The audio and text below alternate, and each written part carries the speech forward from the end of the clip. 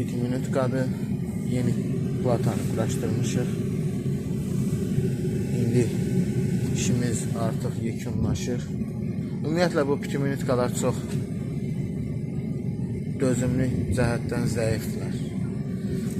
Düzdür, üstünlüyü var. Dərəcəni qoyursunuz 1 dərəcəyə. Qaz artsa da, azalsa da eyni dərəcədə gəlir. Ancaq mənfi cəhətləri var. Həddindən çox qaz güclü gələndə bunu xarab eləyir. Xarab elədiyi budur.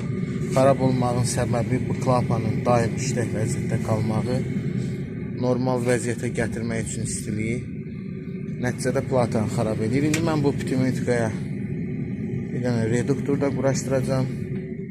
Burada kombi də var. Bu kombinin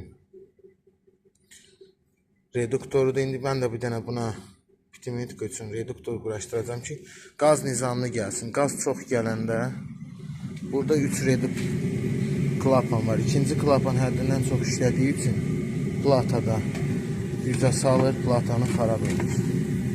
Bu isə köhnə platamızdır. Cəmi 6 ayın pitiminutkasıdır. Bu pitiminutkalardan kim işlədirsə bilsin ki, bu pitiminutkanın reduktoru mütləq olmalıdır. Əks halda sizə ziyan verəcək, yəni qiyməti də baha başa gələn bir şeydir. Əvvəlkilər kimi ucuz başa gəlmir.